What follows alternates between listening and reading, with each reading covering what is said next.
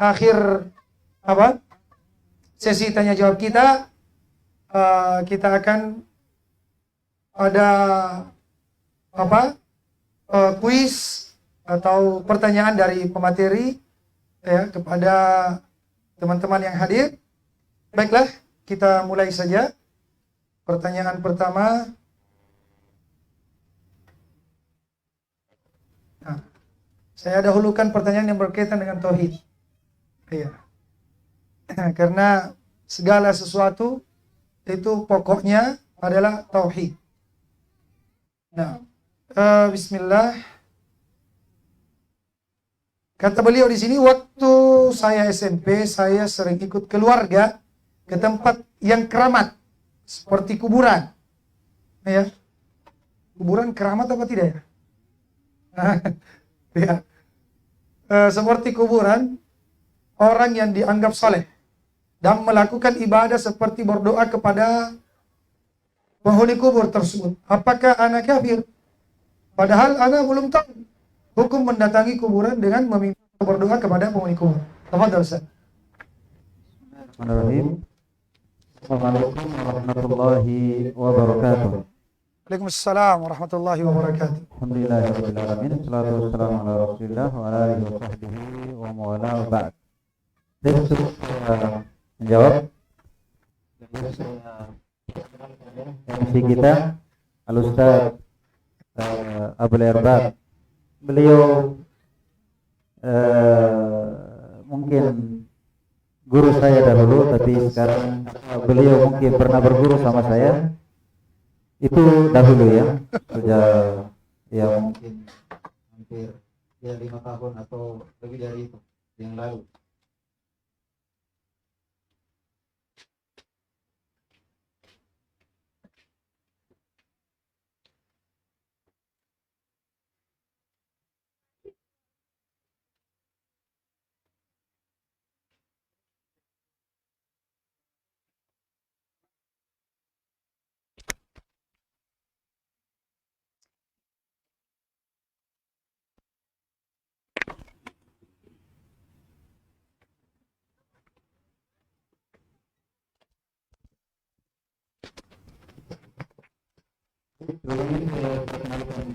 Beliau adalah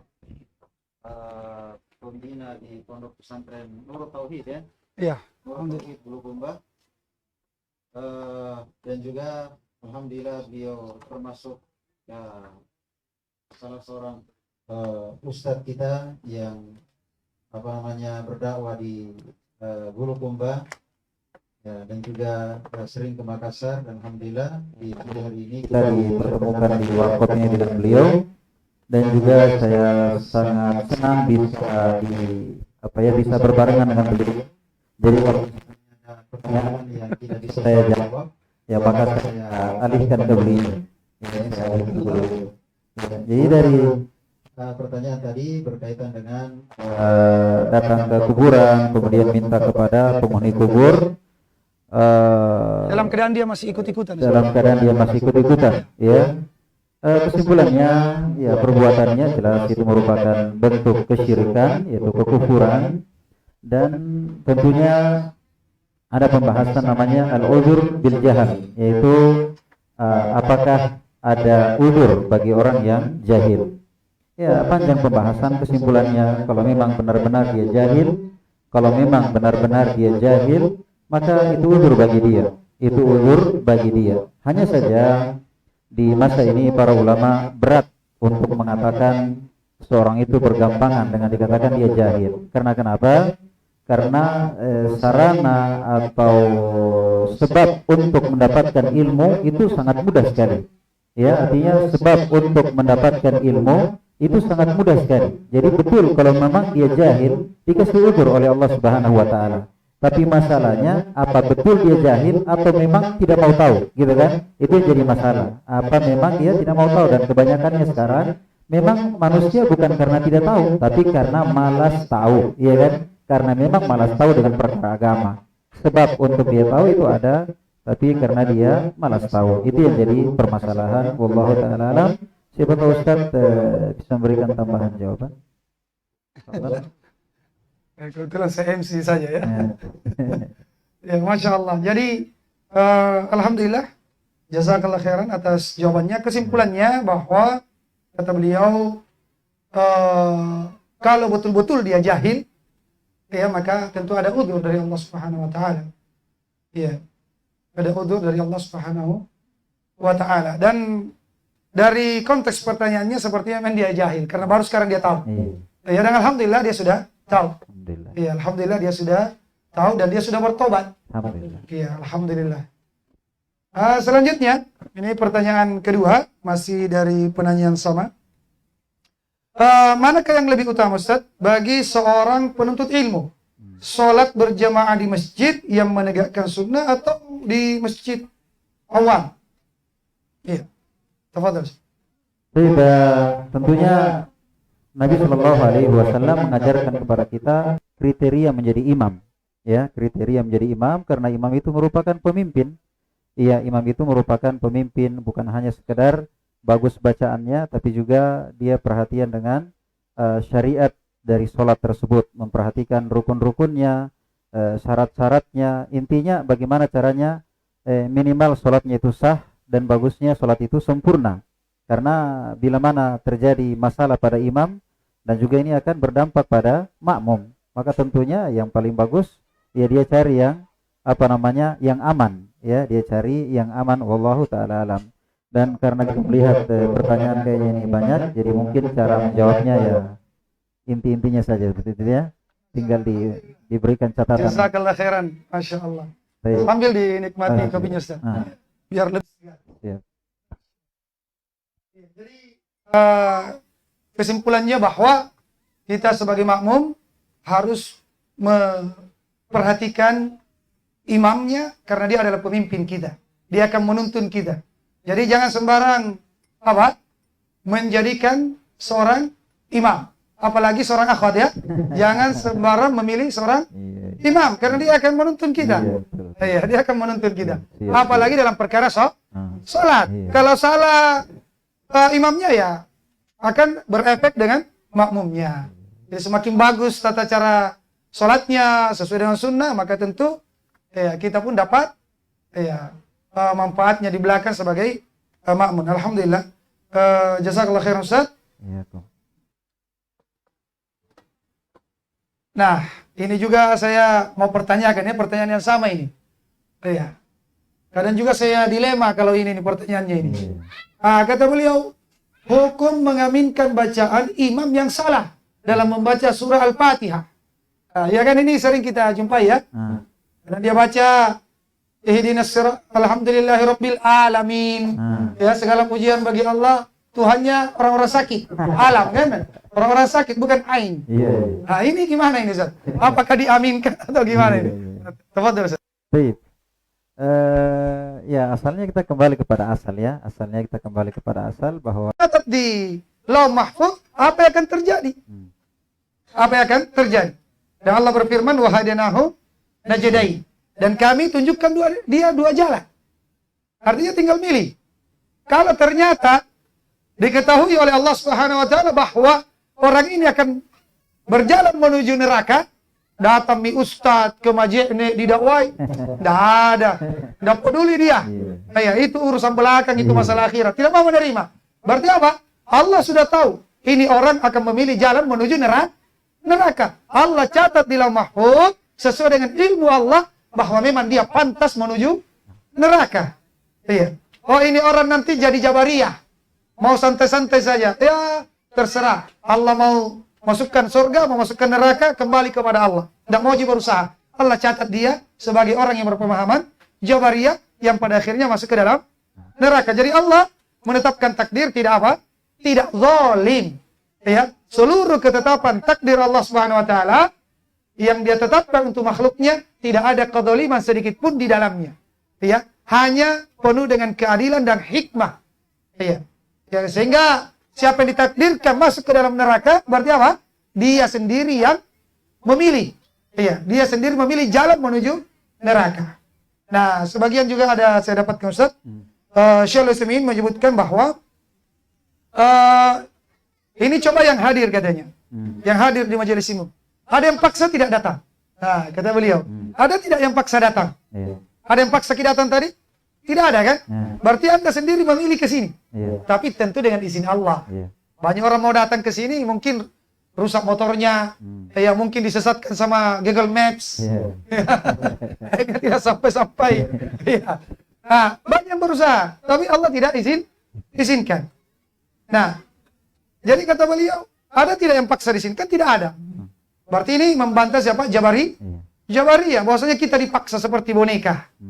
Ya. Kemudian kadang katanya kita naik motor, kecelakaan. Itu mau kita atau tidak? Ya, kita kecelakaan naik motor. Ya, apakah itu kehendak kita? Kan bukan. Tidak ada orang mau naik motor supaya sengaja dia tabrakan. Ya. Kecuali orang gila mungkin lagi mabuk. Ya, tapi selama normal ya, dia tidak mau jatuh, tidak mau sakit. Nah, itu menunjukkan apa? Itu adalah takdir Allah Subhanahu wa Ta'ala. Ini membantah siapa? Membantah Qadariyah yang mengatakan dia mengatur takdir. Ya, dia tidak apa? Dia tidak ada hubungannya dengan takdir Allah Subhanahu wa Ta'ala. Dia sendiri yang mengatur hidupnya. Ya. Mungkin disimpulkan dalam ayat wa ma tasyauna illa ayyashallahu rabbul alamin. Iya. Jadi manusia diberikan kehendak, tapi kehendaknya tetap di bawah kontrol kehendak Allah Subhanahu wa Ta'ala. Ini membantah dua kelompok sekaligus ya.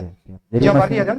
Jadi masing-masing punya kehendak. Iya, masing-masing punya kehendak, tapi tetap kehendak manusia di bawah apa? Kehendak Allah Subhanahu wa Ta'ala. Jazakallahu khairan Ustaz. Sambil dinikmati Ustaz. Masyaallah. Bismillah. Enggak konsen ini ngopi. Masyaallah. Saya terus terang deg-degan. Santai Ustaz, santai. Bismillah.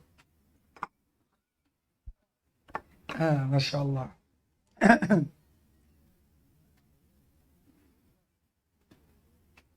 Masya Allah, ini luar biasa. Pertanyaannya Ustaz, bagaimana sikap menghadapi pasangan? Kayaknya suaminya atau yang bertanya ini suami atau yang istri. Bagaimana sikap menghadapi pasangan? Apabila ditegur masalah pelanggaran syariat, dia langsung marah. Dan menganggap sepele masalah tersebut. Mohon nasihatnya Ustaz. Pertama dalam merubah kemungkaran, ya intinya yang kita perhatikan adalah bukan sekedar menyampaikan, tapi yang paling inti adalah gimana caranya apa yang kita sampaikan itu bisa diterima, ya kan? Karena ibaratnya kalau orang sakit datang ke dokter, bukan dokter asal kasih obat, tulis resep ini obat pergi. Ya, tapi dokter itu konsultasi, keluhannya apa, tulis resep, kemudian kasih obat, harapannya supaya sembuh, bukan sekedar kasih obat, ya kan? Nah, mungkin tambah sakit, ya kan? Nah, demikian pula dalam nasihati.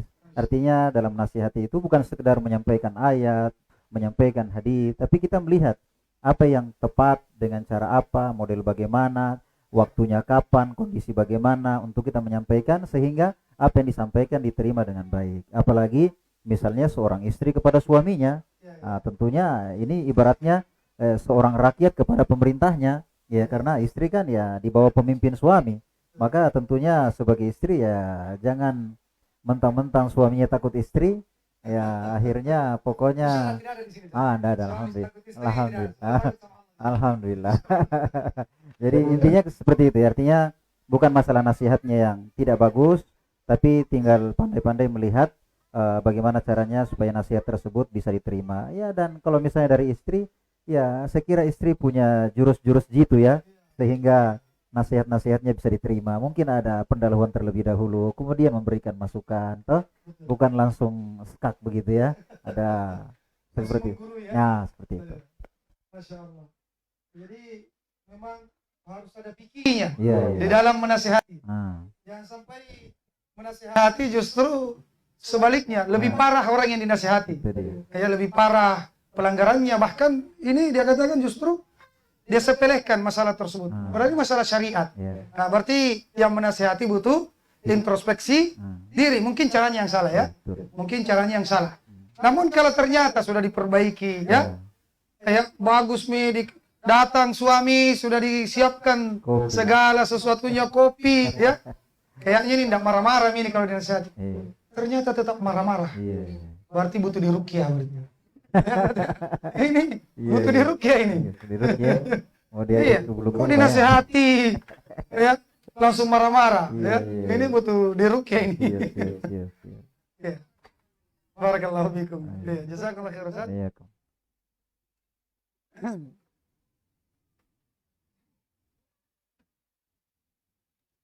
Wah, Masya Allah ini. Ini banyak-banyak ini curhat-curhat. Curhat ya. Cerpen. Itu pendek. Bagaimana solusinya dengan orang yang ingin ikut kajian tetapi merasa tidak pantas Nah. karena masih sedang pacaran. Tapi diakui ini ya. Iya, iya, iya. Masih penting ini Ustaz. Iya. Diakui. Nah. Ya dia tidak tulis di situ pacaran Islami tidak. Iya. Dia tahu kalau ini haram ini. Betul Ustaz. Baik, pertama seorang dalam berubah itu jangan dia menunggu dan menunggu karena itu termasuk perangkap syaitan. Termasuk perangkap syaitan. Artinya dia lakukan apa yang bisa dia lakukan sesegera mungkin. Ya, walaupun mungkin masih pacaran atau semakin apa, karena segala sesuatunya itu perlu proses. Tidak ada yang instan. Al-Quran turun saja berapa tahun? 23 tahun. Ya, artinya tidak instan. Ya, tidak instan. Semuanya perlu proses. Di tengah para sahabat itu banyak pelanggaran. Ya kan, ada khamar, ada zina, ada apa. Tapi ayat yang menegur itu bertahap. Ya, tidak langsung sekaligus. Artinya perubahan itu bertahap. Tauhidnya dulu 13 tahun di Mekah, ya kan? Terus masuk sholat ya sekitar di akhir-akhir di Mekah tahun ke-11. Kemudian semua syariat Islam selama 10 tahun di Madinah baru turun, ya kan? Artinya menunjukkan perlu proses. Jadi jangan ada alasan saya belum pantas, saya belum apa namanya? Seorang itu ketika dia mendengarkan panggilan Allah Subhanahu wa taala, maka dia segera. Karena kapan tidak itu berbahaya, maka Allah Subhanahu wa taala akan memisahkan antara dia dengan hatinya. Ya, jadi tidak ada alasan seperti itu karena semuanya perlu proses. Dan insya Allah kalau dia rajin belajar, pacaran pun insya Allah taala ketika hatinya semakin kuat, dia semakin cinta kepada Allah Azza wa Jalla, mudah untuk dia tinggalkan semua itu. Baik. Ya, sungguh menyejukkan ya. Jawabannya Masya Allah. Itulah ahli sunnah. Tidak main patah-patah. Iya, iya. Ya, dengan penuh kelembutan. Intinya belajar saja dulu. Ya, terus belajar karena ilmu itu akan mengajak dia terus untuk mengamalkannya.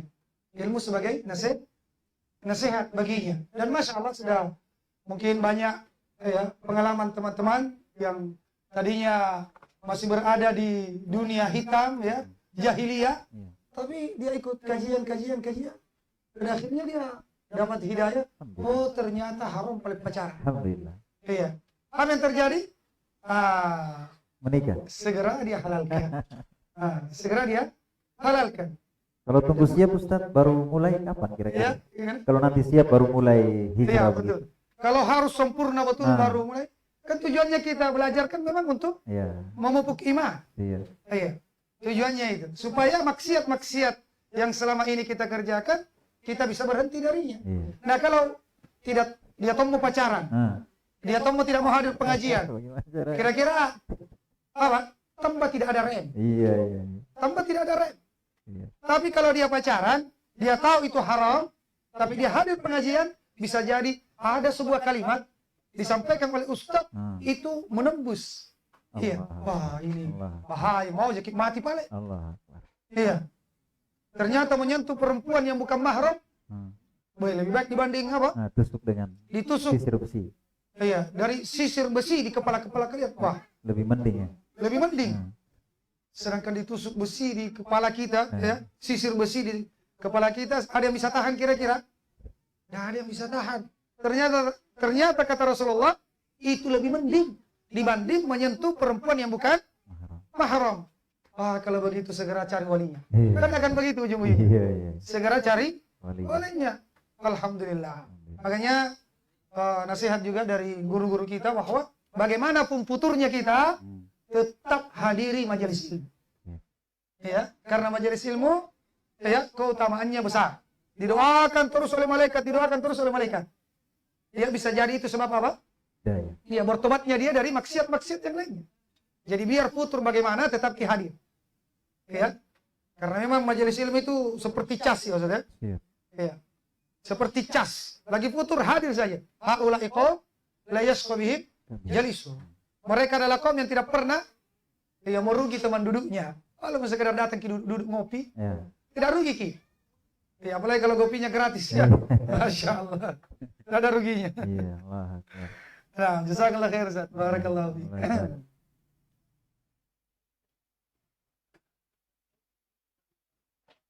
Silakan Ustaz. Diminum kopinya.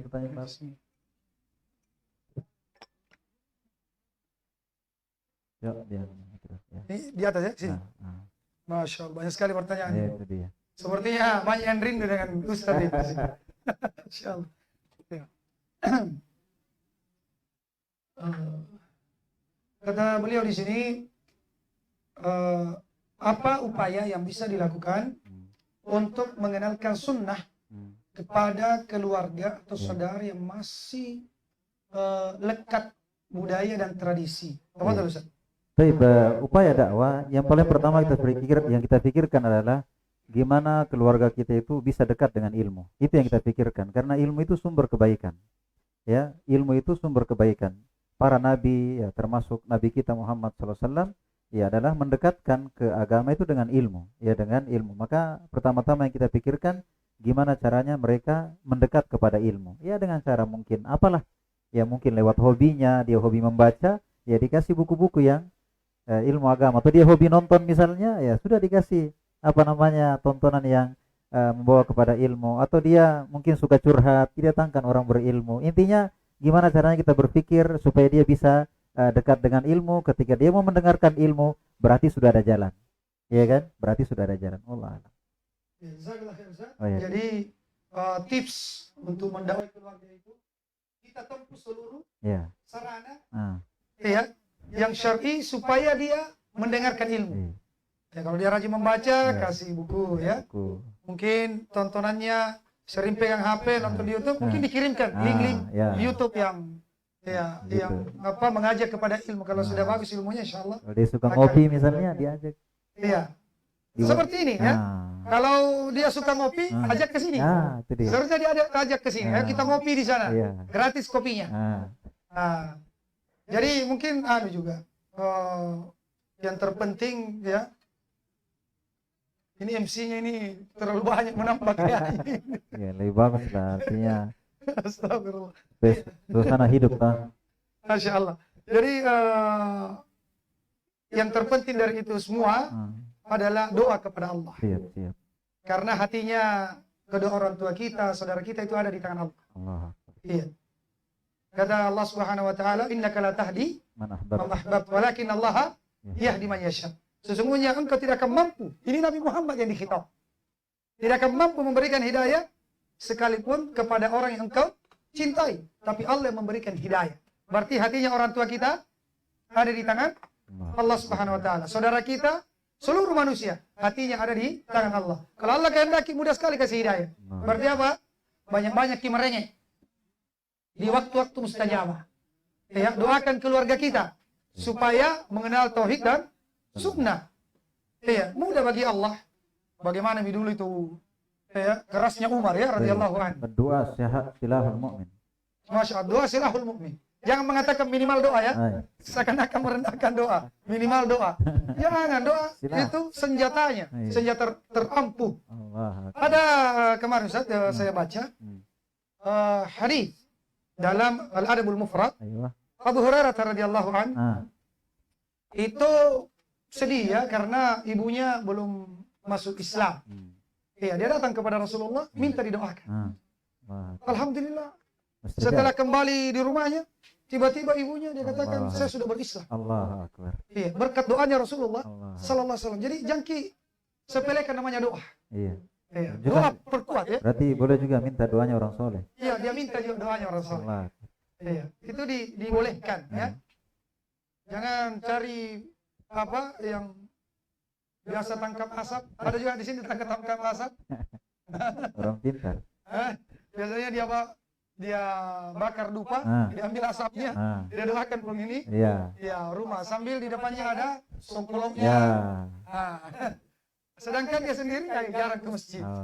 Ya, jadi yang dimintai doa ya orang-orang yang dekat dengan Ya. Allah Subhanahu wa taala, mudah-mudahan Baik. keluarganya dapat hidayah. Dan juga mungkin tidak kalah pentingnya dakwah dengan akhlak, Ustaz. Allah Akbar. Nah, ini juga penting sekali ya, apalagi orang tua. Ya. Iya. Kadang sebagian ya teman-teman kita itu Masya Allah semangat mendakwai. Iya. Iya, semangat mendakwai, dia kasih buku, dia kasih ini. Ayo tapi kalau disuruh sama orang tuanya, Ya. malasnya luar Iya, biasa. iya.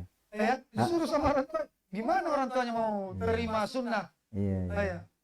Betul, Kalau betul. seperti itu. Kemudian sebagian juga semakin panjang jenggotnya, Nah. semakin panjang lidahnya, Ustaz. Oh. Iya. Maksudnya apa? Jenggotnya panjang. Tapi ngomongnya itu semakin kasar.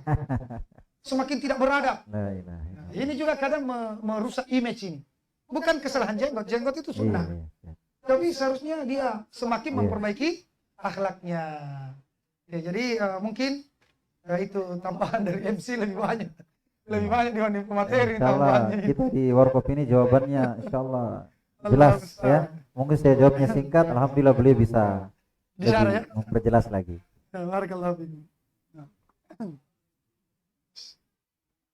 Nah, ini masukan baru ya. Bagusnya MC Ustadz juga, ya kan? Jadi ketika misalnya yang ditanya tidak bisa menjawab atau jawabannya kurang jelas, ya bisa Masya Allah. dijelaskan. Barakallahu fiikum, Ustaz. Allah ibarat. Jazakallah khair. Sekarang ada pertanyaan fikih, Ustaz. Ya. Atau mungkin diselingi ada pertanyaan Iya, betul. apa? Pertanyaan langsung. Iya, pertanyaan langsung biar tidak monoton ya. Nah, Iya, tidak monoton. Nanti terlalu cepat habis anunya, kopinya. ya.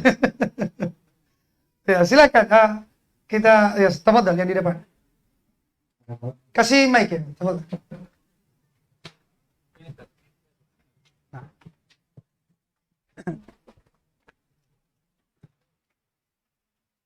Bismillahirrahmanirrahim. Assalamualaikum Ustaz. Waalaikumsalam. Adapun pertanyaan saya itu masih terkait dengan tawassul. Hmm. Apa hukum tawassul kepada kuburan orang-orang soleh yang dimana mereka ini melakukan tawassul tersebut tidak meniatkan meminta kepada selain Allah, Hmm. yakni dia melakukan tawassul itu sebagai kuburan orang-orang soleh ini Hmm. jadikan perantara dalam meminta kepada Allah Subhanahu Wa Taala. Baik. Mana mereka juga memiliki keyakinan bahwa orang-orang soleh itu tidak meninggal Hmm. dengan berdalilkan ayat Ali Imran ayat 199. Imran. Jazakallahu khair. Insyaallah. Baik.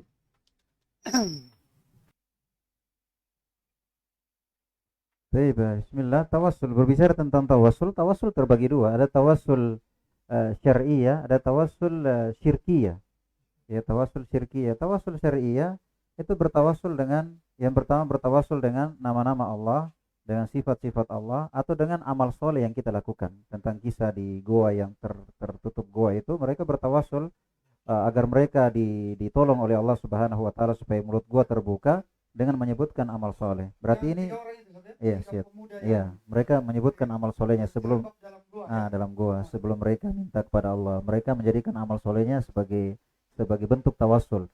Jadi itu tawassul yang disyariatkan, yaitu mungkin dengan menyebut nama Allah atau menyebut sifatnya atau dengan menyebut amal soleh yang kita lakukan. Terus kita minta kepada Allah. Artinya kita jadikan nama Allah atau sifat Allah atau amal soleh yang kita lakukan sebagai perantara, kemudian meminta apa yang kita minta, ya kan? Apa yang kita minta. Nah, kalau datang ke kuburan dengan alasan tawassul, ini pertama memang tidak ada dalilnya. Yang kedua itu cuma modus. Artinya alasannya katanya ini cuma perantara. Tapi kenyataan di lapangan tidak demikian. Artinya bertawakal justru. Kenyataan di lapangan tidak demikian. Maksudnya tidak sesuai dengan istilah yang mereka namakan. Pada hakikatnya mereka memang minta ke situ. Kalau praktek di lapangan memang mereka contoh. Misalnya ketika anaknya sakit, atau misalnya mau ujian, atau misalnya mau pemilihan. Nah, kenapa kira-kira datang ke kuburan? Apa harapannya? Ya kan? Di situ sudah sudah ada bentuk ibadah, itu ibadah roja. Iya. Ibadah roja, itu ibadah harapan. Ketika mereka datang ke sana, apa yang dia ke sana? kalau bukan ada harapan, ya kan? Dan mengharapkan supaya terpilih, supaya lulus ujian, supaya anak sembuh, supaya terjaga dari musibah, itu kan hanya kepada Allah Azza wa Jalla, ya kan? Ngapain jauh-jauh ke kuburan dengan alasan tawassul? Tapi katanya Ah. ini kuburan lebih mustajabah kalau Lebih di situ. mustajab. Karena di sampingnya orang ya, di samping kuburannya orang soleh. Keyakinannya katanya orang solehnya tidak mati. Ustaz. Oh gitu ya. Berarti dikasih keluar saja dari kubur. Masih hidup katanya. Berarti tidak berlaku hukum jenazah ya. Jadi masih hidup katanya di alam itu. Ya. Yang nanti dia yang sampaikan kepada Allah gitu ya. Betul. Kalau misalnya dia maksudnya hidup di alam barzah, iya. Ya, hidup di alam barzah memang. Iya. Tapi tidak seperti kita ya minum kopi. Iya, hidup di alam barzah, ya kan? Tapi sekarang saya mau tanya, apakah orang yang di alam barzah itu dia mendengarkan ucapan kita? Dia mendengarkan doa kita, itu kan? Misalnya kita mau datang ke kuburan. Nah, ini panjatan kita sampaikan kepadanya. Apakah dia mendengarkan penyampaian kita itu sehingga dia katanya nanti bisa sampaikan kepada Allah? Itu kan jadi pertanyaan. Iya kan?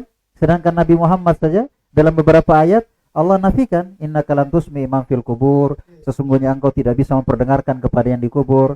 Innaka lan tusmi'il mauta, engkau tidak bisa memperdengarkan kepada orang mati. Lantas mengklaim bahwa nanti disampaikan kepada Allah. Emang yang dikubur mendengarkan penyampaian dari orang yang datang ke kuburannya? Ya. Dan ini harus kadang dia pakai kias. Nah, Dia bilang itu kalau pergi jadi Pak Bupati tidak bisa langsung ketemu. Harus lewat ajudannya dulu. Siap. Ya kan? Ini berarti ada bentuk perendahan. Itu dia. Masa mau disamakan Allah dengan? Gitu kan? Kalau Pak Bupati 10 orang datang memang harus diatur sama ajudan. Iya. Nanti kan bertabrakan kan? Iya. Bingung yang mana mau ditandatangani. Iya.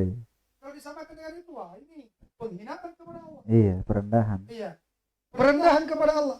Kan sekalipun seluruh manusia dan jin yang meminta dalam waktu bersamaan. Iya.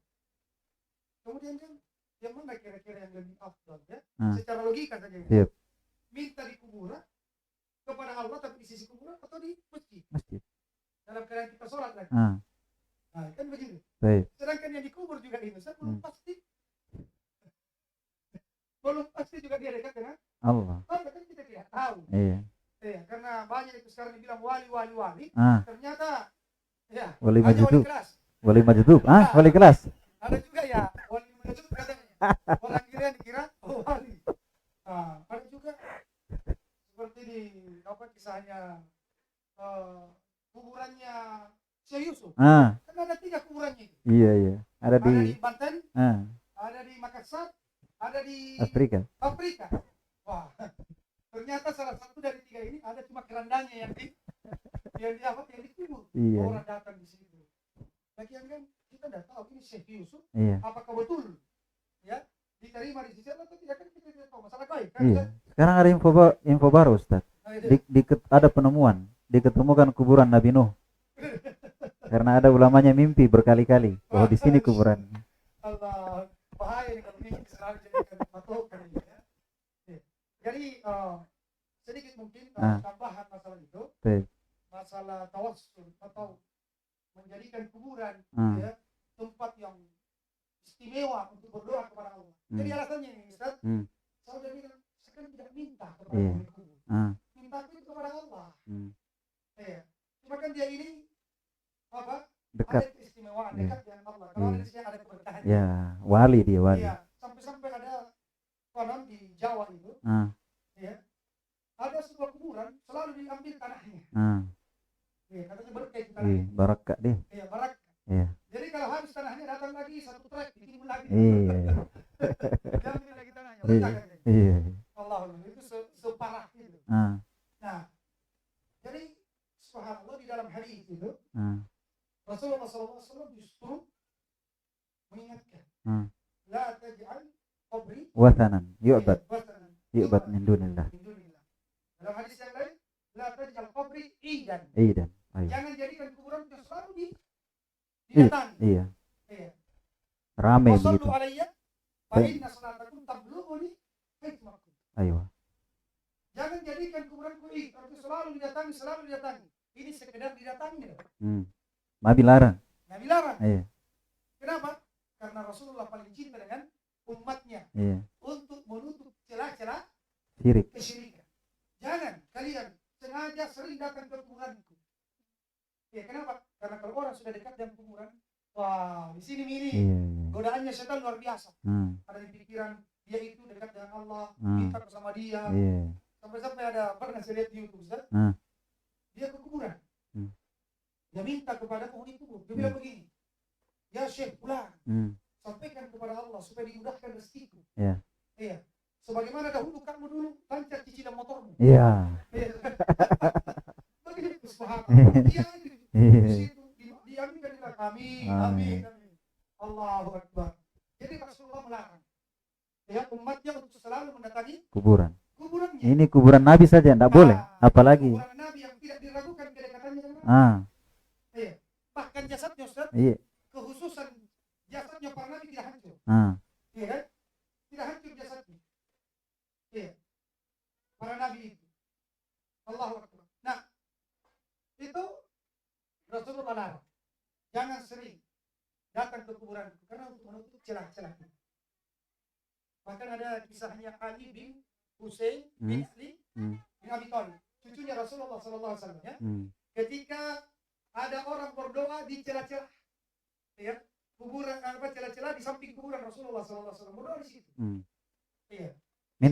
minta kepada Allah. Minta kepada Allah ini. Tapi di samping kuburannya Rasulullah. Ditegur. Maukah engkau saya sampaikan sebuah hadis? Saya dengar dari bapakku, Husain, dari bapakku, ya Ali, dari bapaknya Ali, kakekku, ya dari Rasulullah sallallahu alaihi wasallam. La taj'al qabri ida. Jangan jadikan kuburanku sebagai tempat id. Iya. Dan berselawatlah kalian dimanapun kalian berada. Jadi kalau sengaja ke kuburannya Rasulullah hanya untuk berdoa, hanya untuk berselawat, itu dilarang. Nah ini juga kesalahan sebagian Ustaz, jamaah haji, jamaah umrah, dia niatkan dari Indonesia safar untuk mengunjungi kuburannya Rasulullah. Iya, mengunjungi kuburannya Rasulullah sallallahu alaihi wasallam. Padahal Rasulullah larang. Dan para sahabat kalau masuk ke Masjid Nabawi tidak tidak mengkhususkan mendatangi kuburannya Rasulullah. Tapi kalau lewat beliau bersalam. Assalamualaikum ya Rasulullah, assalamualaikum ya Rasulullah, assalamualaikum ya Abu Bakar. Jadi tidak sengaja mengkhususkan mendatangi kuburan dan meminta di situ. Iya. Nah ini sebagian orang sengaja ke sana untuk niatnya menziarahi kuburannya Rasulullah. Itu pun dilarang ya. Itu pun dilarang. Mengkhususkan saja itu nggak boleh. Nggak boleh. Iya. Nggak boleh mengkhususkan. Kecuali kebetulan misalnya ke Madinah gitu ya. Ya sekalian lah. Tapi, jadi niatnya untuk menziarahi, niatnya untuk beribadah di Masjid Nabawi. Nah, itu saja. Nah, itu saja. Lewat di kuburannya Rasulullah, beri salam, ziarahi karena ada di situ. Bukan sejak awal meniatkan kuburannya Rasulullah sallallahu alaihi wasallam. Ternyata dilarang ya. Iya, itu hadisnya jelas ya, Masya Allah. Nah, yang juga sering kita dengar Ustaz, kalau ada orang mau berangkat umrah, mau berangkat haji, kadang orang menitip salam. Ya, dia bilang sampaikan salamku kepada Rasulullah. Biasa dengar? Saya bingung ini gimana ini?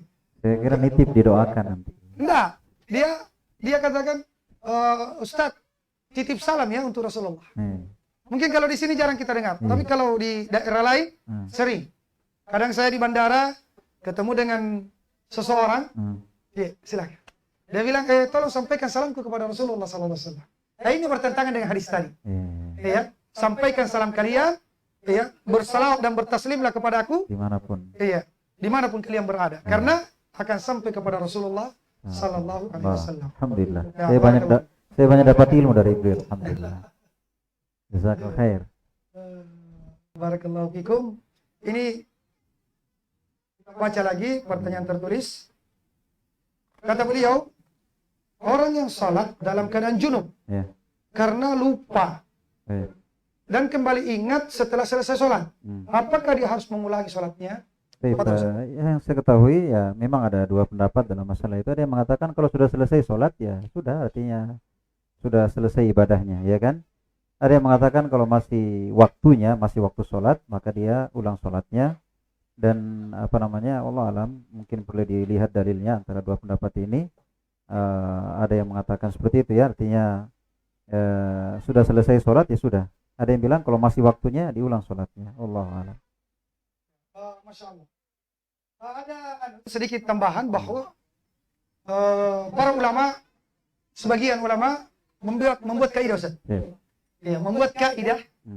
Ya, kalau meninggalkan syarat sholat, Ya, baik kalau sengaja jelas tidak diterima. Sekalipun lupa, ya, meninggalkan syaratnya sholat, ya, kalau dia lupa atau dia tidak tahu, wajib dia ulangi. Wajib dia ulangi setelah dia mengetahui atau dia mengingat. Kalau berkaitan dengan syarat. Seperti tadi, dia sholat dalam keadaan junub. Berarti apa? Belum terangkat. Ya, syarat. Iya, Harus taharah. belum terangkat hadasnya. Hadas besarnya belum terangkat. Ada orang lupa berwudu. Dia sholat. Ada orang sholat di luar waktunya. Ya, dalam keadaan dia tidak tahu. Iya. Maka ketika dia tahu, dia ulangi sholatnya. Tapi kalau modelnya melakukan pelanggaran dalam keadaan dia tidak tahu, ya, jadi dipisahkan antara tidak melaksanakan perintah berupa syarat dengan lainnya, maka itu diulangi sekalipun sudah lewat waktunya. Ya, karena hakikatnya dia belum sholat tadi, belum dianggap sholatnya. Tapi kalau melakukan pelanggaran dalam keadaan dia tidak tahu, ya, dia tidak tahu kalau di pakaiannya ada najis. Sebagaimana kisahnya para ulama itu, ketika Rasulullah sholat di sendalnya ada? Iya, ada najis. Iya, ada najis. Datang malaikat Jibril, ya. Beliau tidak ulangi sholatnya. Beliau cuma melepaskan sendalnya, dia lanjut sholatnya.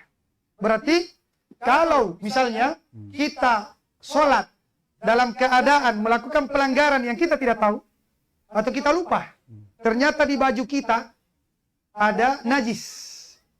Ya, di baju kita ada najis. Iya. Kita ingat setelah selesai sholat. Ya, kita ingat setelah selesai sholat. Maka sah sholatnya. Ya, karena berdalilkan kisah Rasulullah tadi, beliau tidak disuruh mengulangi sholatnya. Bahkan beliau lanjut saja. Kalau misalnya belum masuk waktu, ya, dia sholat, maka dia ulangi. Karena belum sah. Karena itu berkaitan dengan syarat. Allahu ta'ala alam bisawab. Itu yang saya ingat saja. Ya, barakallahu fiik. Faedah jamilah. Nah, alhamdulillah. Nah, ini ada satu pertanyaan. Berarti tadi ini kalau sholat subuh ini masih junub, ya silahkan pergi sholat sekarang. Iya. Pergi mandi dulu. Mandi dulu ya.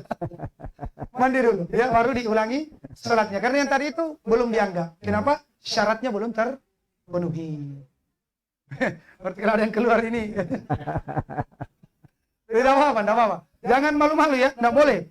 Kalau belum sah sholatnya, segera. Masih ada kamar mandi di belakang. Barakallahu fikum. Masya Allah. Kata beliau di sini, bagaimana metode para ulama dalam menuntut ilmu, Ustaz? Metode para ulama dalam menuntut ilmu. Tapi para ulama dalam menuntut ilmu, tentunya hal yang perlu diketahui, yang mereka pesankan adalah yang paling pertama adalah keikhlasan, ya kan? Yang paling pertama adalah keikhlasan, yaitu menghilangkan kejahilan dari diri kita, ya kan?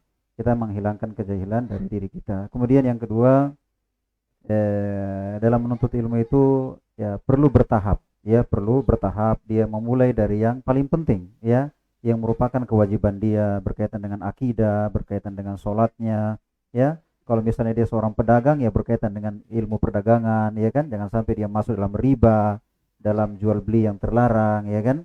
Maka dia secara bertahap dalam menuntut ilmu. Ya, kemudian di antara pesan juga para ulama, dia tidak terburu-buru dalam menuntut ilmu. Artinya dia bersama dengan bergantinya siang dan malam, dia mengambil ilmu itu sedikit demi sedikit, ya, tahap demi tahap. Karena kata para ulama, man rama ilma jumlatan dhahaba anhu jumlah. Siapa yang mengambil ilmu sekaligus, maka juga akan pergi sekaligus. Ibaratnya kalau kita ini kan ingatannya ya lemah, ya. Ibaratnya ini mulut botol kan kecil, sementara ada ilmu dalam ember, ya kan, banyak air, ya. Sekarang kita mau cepat-cepat tuang, lebih banyak yang tumpah daripada yang masuk, ya kan. Tapi kalau pelan-pelan, boleh jadi nggak ada yang tumpah, ya kan. Boleh jadi nggak ada yang tumpah. Allah kira itu. Masya Allah, luar biasa. Ya. Jawaban beliau, ya, pertama keikhlasan, kemudian bertahap, ya, bertahap, jangan buru-buru. Ya. Juga mungkin semangat, ya Ustaz, ya. Para ulama itu semangat sekali, luar biasa semangatnya. Semangat. Karena mereka menempuh perjalanan yang sangat jauh. Iya. Abu Musa Abu Ayyub Al-Ansari satu hadis dari Madinah ke Mesir hanya karena satu hadis. Hanya karena satu hadis. Nggak ada pesawat, nggak ada bis, nggak ada apa. Masya Allah. Kalau sekarang kita sudah ada bis, sudah ada motor sendiri, bahkan ada mobil sendiri. Nah, Iya. Tapi kadang ya masih malas-malas. Ada lagi kopi gratis lagi Ah. biasanya. Ya, barakallahu fiikum. Lebar. Ya, jazakallah khair Ustaz. Iya. Semoga kita semua tetap semangat untuk menuntut ilmu ya. Amin. Ya, kalau ustadznya saja jauh-jauh datang dari Ya. Makassar ke sini, ya berhari-hari, tinggalkan keluarga, Nah, masa yang di sekitar sini, ya, tidak termotivasi untuk hadir. harus lebih semangat. Iya, harus lebih semangat. Nah, kemudian selanjutnya ada pertanyaan di sini, titipan dari Facebook. Apa perbedaan antara Nabi dan Rasul? Fadal. Perbedaan antara Nabi dan Rasul ada macam-macam. Saya lihat definisi ulama ya, membedakan antara Nabi dan Rasul. Ada yang mengatakan bahwa kalau Nabi itu ya dia diberikan wahyu tapi tidak disuruh untuk menyampaikan. Sementara Rasul dia diberikan wahyu namun disuruh untuk menyampaikan. Ada yang bilang kalau Nabi itu ya istilahnya hanya melanjutkan misi Nabi sebelumnya. Adapun Rasul dia membawa risalah yang baru. Allah alam jelas menantang begitu. Ya, supaya bisa ditambah penjelasan. Saya lebih cenderung pada pendapat yang kedua, Ustaz. Yang kedua ya. Iya, bahwa Nabi dan Rasul semuanya diperintahkan untuk menyampaikan. Iya. Karena kan jangankan Nabi, kita saja disuruh untuk menyampaikan walau balighu anni walau kanatil ayat, walau ayat. Ya, jadi Nabi dan Rasul semuanya diberikan wahyu dan diperintahkan untuk menyampaikan.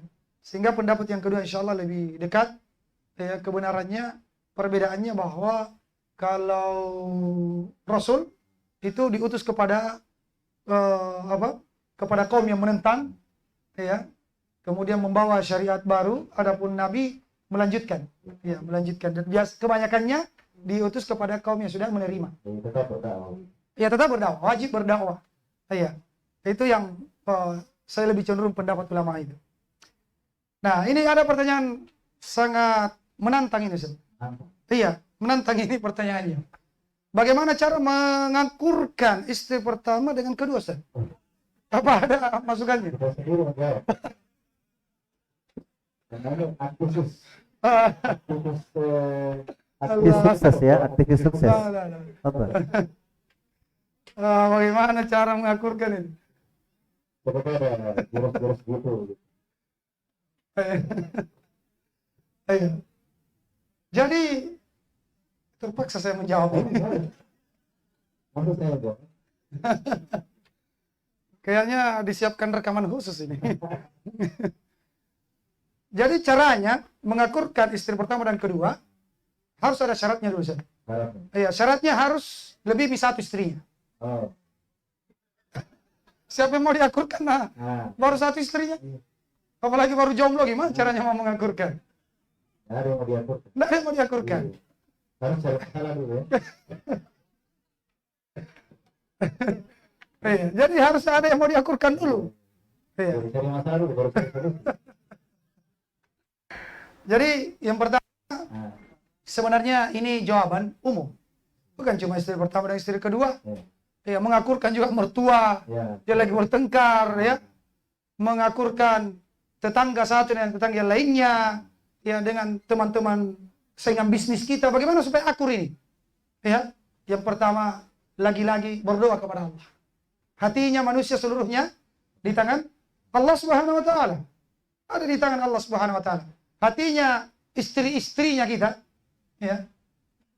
Hatinya istri-istrinya kita ada di tangan Allah. Sangat mudah sekali Allah akurkan kalau Allah kehendaki. Maka jangan mengandalkan kehebatan kita. Oh, saya ini pintar Kak mengakurkan. Saya ini jago Kak untuk. Jangan. Iya, la haula wala quwata illa billah. Iya, tidak ada daya dan kekuatan kecuali milik Allah Subhanahu wa taala.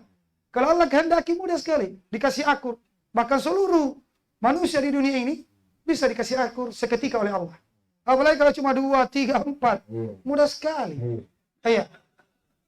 Yang penting apa? Iya, Allah yang kehendaki. Jadi Jangan khawatir. jangan khawatir. Yang penting apa? Berdoa kepada Allah.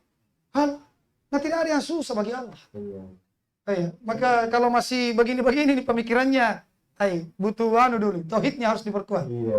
Inna ma'amruhu idza arada syai'an Ayatullah. ayyakun lakum fayakun. Tidak ada yang susah. Yang penting selalu kita minta kepada Allah. Ya Allah, hatinya kedua istriku, keempat istriku ada di tangan. Hatinya kedua mertuaku, hatinya kedua mertuaku ini. Kadang-kadang jadi masalah itu mertua. Iya. Udullah wa antum fiha birijal. Masya Allah. Berdoa kepada Allah dalam keadaan kalian betul-betul optimis. Ya, coba-coba berdoa. Ya, jangan coba-coba berdoa. Harus yakin. Harus yakin. Iya. Iya, jadi mertua itu hatinya juga di tangan Allah. Hari ini mungkin menolak. Tapi kalau Allah kehendaki bisa berbalik. Iya. Calon mertua juga hatinya juga di tangan Allah. Iya, maka para jomblo juga ini tips ini. Iya. Jangki mundur duluan, boy. Kayaknya ini anak bangsawan ini. Ayo. Kayaknya tidak diterima kayak ini. Pernah datang polisi melamar, ditolak semuanya. Saya ini orang miskin penuntut ilmu. Ya Allah, di mana tauhidnya? Iya. Hatinya itu ada di tangan Allah. Kalau Allah kehendaki, mudah sekali. Bisa saja apa?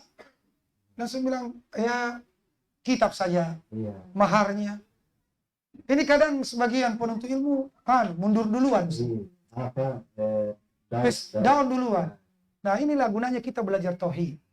Ya, belajar tauhid. Minta kepada Allah, banyak berdoa, karena Allah yang Maha membolak-balikkan hati. Kemudian kedua, kata Rasulullah SAW, tahadu, tahabatu.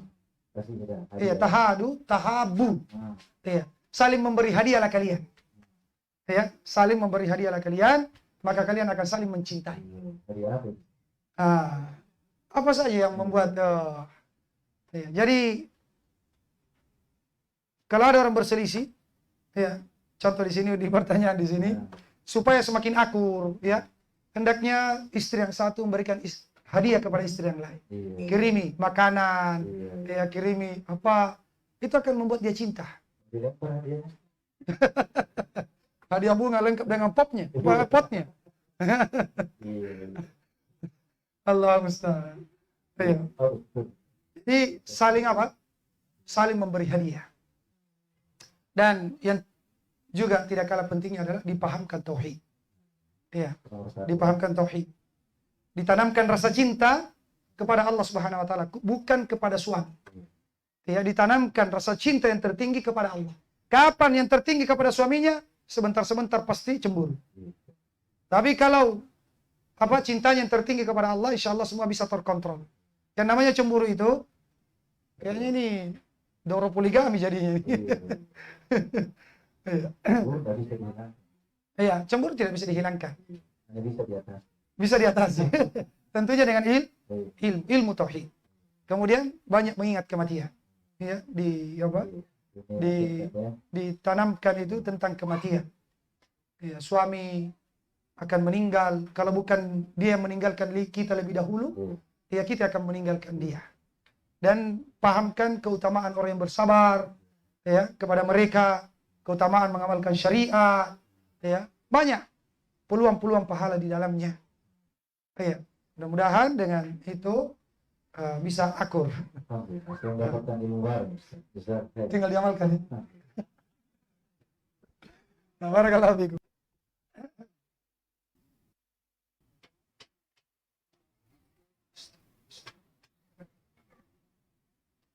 Ini ada pertanyaan fikih lagi.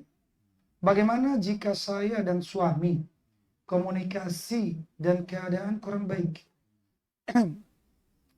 Sempat ada niat untuk pisah dan sepakat. Baru niat ini. Tapi ada kesepakatan. Tapi suami tidak pernah ucapkan talak atau cerai. Sempat urus berkas, tapi akhirnya batal. Dan kami kembali berbaikan. Itu hukumnya bagaimana, Ustaz? Sudah sah atau belum? Karena cuma niat, belum diucapkan talak. Kalau tanpa ucapan, karena ucapan talak itu ucapan. Masya Allah. Ya, dalam hadis disebutkan dia apa namanya ucapan. Jadi kalau dia belum berbentuk ucapan maka dia dikatakan belum sah. Atau siapa tahu ada faedah lain? Ya, setahu saya seperti itu. Jazakallah khair. Jadi sahnya beliau adalah dengan ucapan. Kalau sekedar niat belum dianggap. Iya, sama kalau akad nikah berarti ya. Ya. Kalau sekedar berniat, saya berniat nikahi si A, belum ada ucapan, Iya. belum sah. Belum. Nah, jazakallah khair. Baik.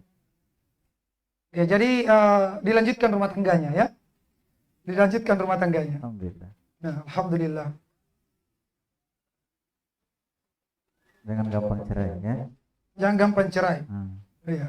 Memang hukum asalnya mubah ya, tapi apa atau makruh ya. Iya. Tapi paling dibenci oleh Allah Subhanahu wa taala kalau tanpa ada alasan yang syar'i.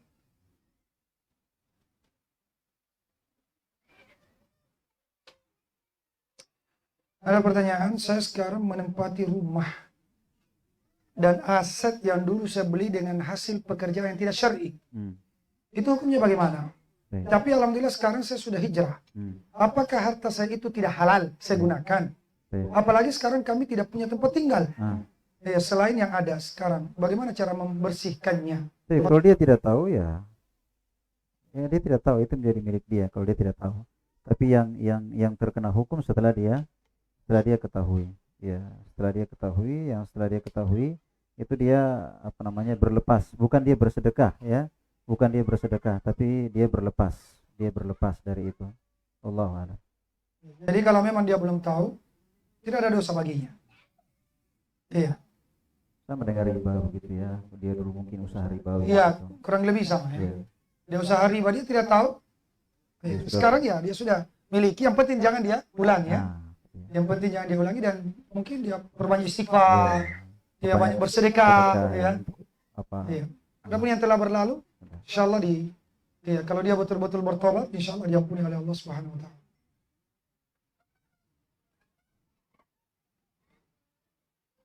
Bolehkah ambil rumah kredit melalui bank syariah? Jelas itu bunga, Ustaz. Baik. Berarti dia sudah tahu. Jelas itu bunga atau riba. Tapi mereka katakan bunga bukan bunga. Iya. Tapi Karena katanya bank yang beli cash terus dijual ke saya iya. dengan harga lebih. Kemudian itu yang saya cicil ke mereka. Iya. Baik. Gimana, Ustaz? Intinya dalam jual beli ya cicil menyicil nggak ada masalah. Artinya jual beli kan ada cash, ada cicil, ya kan?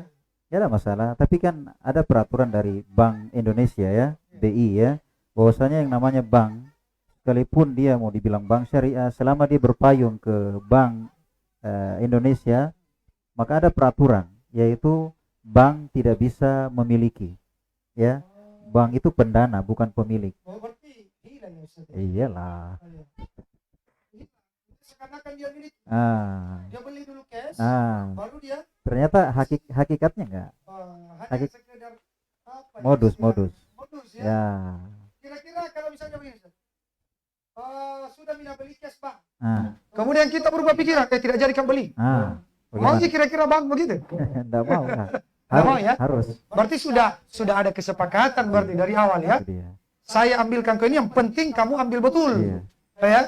Jangan sampai sudah misalnya beli ini mobil cash, Karena tiba-tiba kalau- batalkan. iya, kalau Ya rugi, betul, Bang. iya. Berarti hakikatnya sama aja dengan apa? Iya. Kasih uang cash, kemudian Iya. dibungakan. Itu Sama. itu hakikatnya. Itu hakikat. Pantasan pernah ada orang begini, Ustaz. Nah. Dia itu orang awam, Ji. Ya. Dia bilang saya masih mending katanya cicil di bank konvensional. Iya. Saya bilang kenapa, Pak? Dia bilang kalau bank konvensional memang nyata-nyata. Dia belikan. Iya, nyata-nyata memang diakui ini riba. Oh, begitu. Tapi kalau ini dia bilang syariat. Iya. Ternyata Nah, ternyata sama, Ji. Cuma bertopengkan itu. Iya. Iya. Tapi Allah alam apakah ini sama semuanya di Indonesia atau tidak. Tapi kalau dari penjelasan beliau tadi, bahwa selama masih di bawah naungan itu, maka dia tidak memiliki. Iya. Ya, dia tidak memiliki. Sedangkan syarat jual beli harus dimiliki. Ya, syarat jual beli harus dimiliki. Jadi hakikatnya kembali ke asal bahwa bank itu bagian pendana. Ya, hanya sekedar mendanai. Artinya apa? Uang. Iya. Ya, hakikatnya dia meminjamkan uang. Ya. Meminjamkan. Dan ini juga difatwakan Syekh Al-Utsaimin, Iya. ya rahimahullahu taala, bahwa ini hanya sekedar hila saja. Ya, hanya sekedar modus saja. Allah taala alam bissawab. jika sholat witir hanya 1 rakaat, apakah duduk iftirash atau tawarruk? Ya, duduk iftirash, wallahu alam. Ya, Duduk iftirash. duduk iftirash. Ya, ini masalah khilafiyah ya. Siap. Iya, namanya bahkan kalau di Yaman saya lihat Semuanya Ya. tawarruk. semuanya tawarruk ya. Masya Allah. Ya. Mau rakaat Mau rakaat keberapa pun. tahiyat pertama. Tasahud awal, tasahud akhir tawarruk. Iya, karena itu masalah khilafiyah dan tetap sah ya, sah salat. Baik tawarruk ataupun yang iftirash. Kata beliau di sini, adakah dalil tentang yang setelah bangun dari ruku tangannya disedekapkan lagi?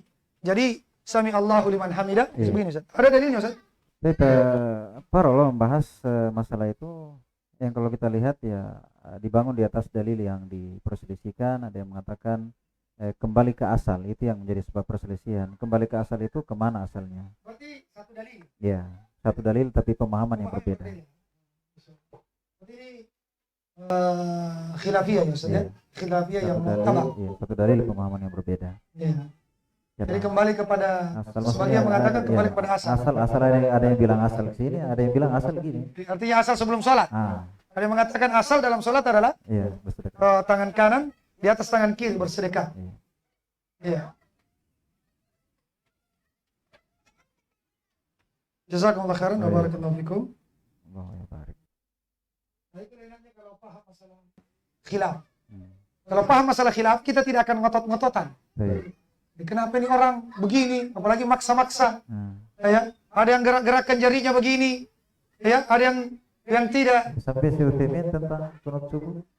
Iya. Imam itu bagaimana? Ya, termasuk ya kunut subuh. Kalau orang paham khilaf itu enak. Ya. Karena tidak tidak terlalu banyak pusing ya, dengan perbedaan. Kalau memang dia tahu khilafiyah. Ya.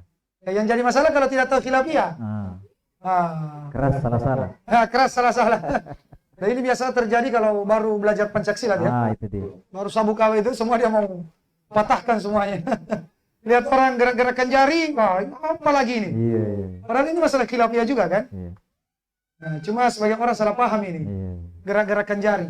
Akhirnya terjadi. Kalau para ulama Nah, itu menggerak-gerakkan jari karena memang ada hadis yang dijadikan patokan. ya. Tapi sebagian orang menggerak-gerakkan jari, dia pakai tarekat Ustaz. Nah, Dia tulis la ilaha illallah. iya, iya. Hanya syariat menggerak-gerakkan saja. Setelah ini ada yang tulis. Iya. La ilaha asyhadu an la ilaha illallah. Jadi dia bukan dia tulis dari Iya, iya, iya. itu kan apa? Karena perasaan, logika, ya. Beramal tidak di atas ilmu.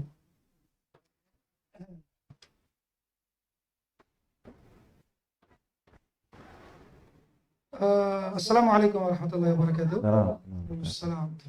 Bagaimana tanggapan Ustadz tentang menerima dan makan makanan dari acara tahlilan? Apakah boleh Ustadz? Tentu Ustaz. Saya langsung ke beliau saja. Karena sudah biasa menghadapi. Terbalik kayaknya ini. Baris depan. Allah musta'an.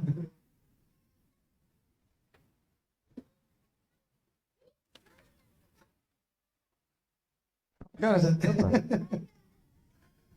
Ini masalah khilafiyah juga ya di kalangan ulama tentang makanan yang diletakkan di tempat-tempat yang tidak syar'i.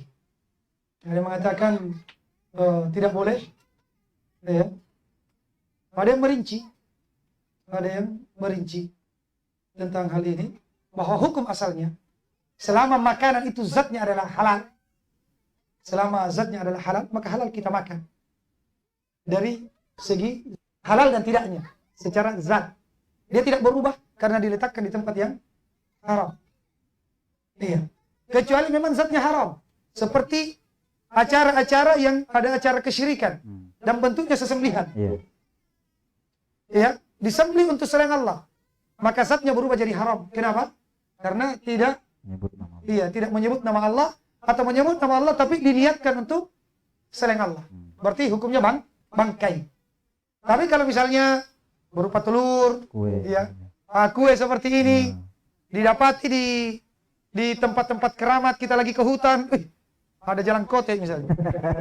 Ini gimana ini? Iya, iya. Kebetulan lapar lagi. Iya, iya.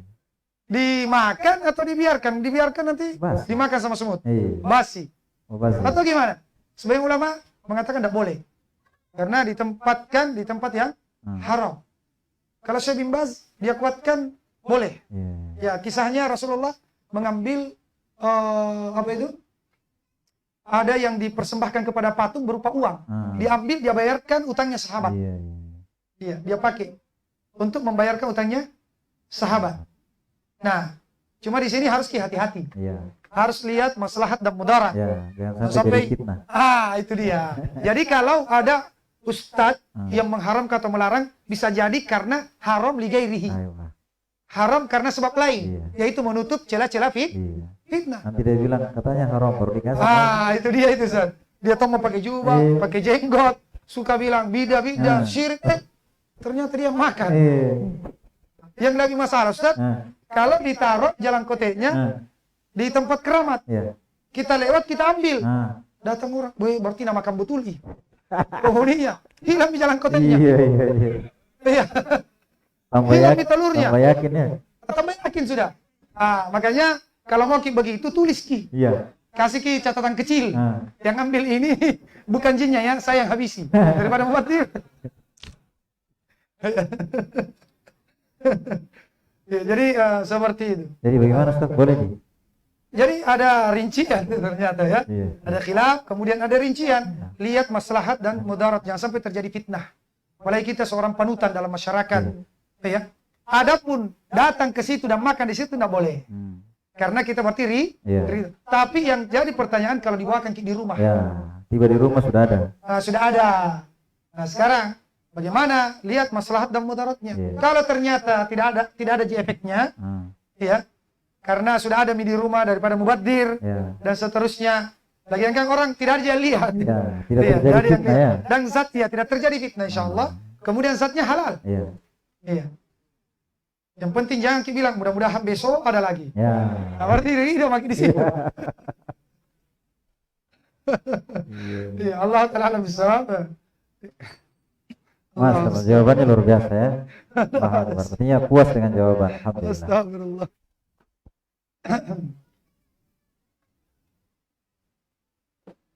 Jika kita berdoa terus, namun belum dikabulkan, apakah perbuatan dengan banyak berdoa kita mendapatkan pahala? Pertama kita harus ketahui bahwa doa itu merupakan ibadah, ya kan? Bahkan doa itu ibadah besar, karena tidak ada ibadah kecuali pasti ada doa di dalamnya. Ad-doa huwal ibadah. Doa adalah ibadah. Berarti orang yang sering berdoa, berarti dia sering beribadah, ya kan? Jadi artinya orang yang malas berdoa, berarti dia malas beribadah. Kalau orang yang rajin berdoa, berarti dia rajin beribadah, karena doa adalah ibadah dan dia merupakan ibadah besar, ya. Dia merupakan ibadah besar. Kemudian kita harus ketahui bahwa doa itu dikabulkan oleh Allah dengan 3 macam. Salah satu dari 3 macam, ya kan? Yang pertama mungkin dia memberikan apa yang kita minta, ya kan? Minta mobil langsung dikasih, ya. Yang kedua mungkin ya istilahnya dikasih yang lebih baik, karena Allah lebih tahu ya. Allah lebih tahu. Artinya apa yang tepat, apa yang pas buat kita ketika itu atau kondisi itu atau apalah, Allah lebih tahu. Misalnya kalau misalnya dia minta kekayaan, Allah lebih tahu kalau orang dikasih kaya, orang ini dikasih kaya, ini bahaya, ya kan? Jadi Allah kasih dia apa begitu yang lebih bagus bagi dia. Dan Allah paling tahu tentang hambanya, apa yang pas bagi hamba itu. Itu dia. Ternyata itu dia. Jadi itu dia. Begitu. Jadi itu bentuk yang kedua. Ya, itu bentuk yang kedua. Yang ketiga bukan yang pertama, bukan yang kedua, ya, bukan pula yang kedua, tapi disimpan. Karena itu pahala. Artinya doa merupakan ibadah, berarti pahala besar. Nanti dia dikagetkan di hari kiamat, ya, dibuka buat dia kaget sendiri. Ya Allah, ini pahala dari mana? Ini pahala dari mana ya Allah? Ternyata doanya dia di dunia. Allah tabungkan nanti dikasih di hari kiamat, dan ternyata di hari kiamat tidak ada yang kita cari kecuali apa? Pahala. Ya kan? Jadi apa ruginya kita banyak berdoa? Jadi intinya kita nggak boleh buruk sangka kepada Allah Azza wa Jalla. Mungkin dia tidak kasih, Allah lebih tahu, entah yang kedua atau yang ketiga. Yang jelas kita berdoa dalam keadaan kita yakin bahwa pasti Allah mengabulkan doa kita, salah satu dari 3 macam bentuk pengabulan doa dari Allah. Allah sendiri yang berfirman, "Ud'uuni Astajib lakum." astajib lakum." Nah, Berdoa kalian kepada aku, maka akan aku kabulkan. Berdoa pasti dikabulkan. Iya. Cuma caranya salah satu dari itu dia. yang 3 Ah. tadi, ya. Bahkan Allah marah, ya, kalau kita tidak berdoa. Iya betul. Innal ladzina yastakbiruna an ibadati Saya dulu aja. sayadkhuluna jahannama dakhilin. Ayo. Ya. Siapa yang menyombongkan diri dan tidak mau berdoa kepada aku akan masuk ke dalam neraka, ya, jahanam dalam keadaan hina. Ya, jadi banyak-banyak berdoa terus. Ya, berdoa, setiap berdoa dapat pahala, setiap berdoa dapat pahala. Ya. Jadi kita selalu berpesan kebaikan kepada Allah Subhanahu wa taala, dan Allah tidak mungkin menyelisihi janjinya. Pasti dikabulkan doa kita. Cuma bentuk pengabulannya salah satu dari yang 3 yang disebutkan oleh Ustaz Abdul Malik Hafizahullah taala, karena sudah ada peringatan dari panitia, sudah selesai waktu. Padahal Masya Allah kita masih Suasananya juga mantap ya. Ini termasuk trik baru kayaknya nih ya. Harus yang Masya jadi Allah. MC lebih berilmu, sehingga kalau misalnya yang ditanya tidak bisa menjawab atau jawabannya kurang puas bagi peserta, Masya Allah, artinya bisa diobati lah. Alhamdulillah, jazakumullah khairan katsiran wa barakallahu fikum jami'an. Kita telah sampai pada sesi terakhir. Waktunya sudah selesai. Mudah-mudahan apa yang kita dengarkan bersama menjadi ilmu yang bermanfaat, ya, dan bisa kita amalkan dalam kehidupan kita sehari-hari. Dan semoga beliau pemateri, ya, mendapatkan pahala yang berlipat ganda, menjadi pemberat timbangan amalannya di hari kiamat. Dan semoga semua yang hadir, baik yang di offline ataupun di online, juga mendapatkan pahala yang berlipat ganda dan menjadi pemberat timbangan amalannya pada hari kiamat. Mungkin sampai di sini dulu. Saya selaku MC menutup majelis ini dengan doa kafaratul majelis. Subhanakallahumma wa bihamdik, asyhadu an la ilaha illa anta, astaghfiruka wa atubu ilaik. Assalamualaikum warahmatullahi wabarakatuh. Waalaikumsalam warahmatullahi wabarakatuh. Alhamdulillah. Baik, barakallahu fiik. So, berarti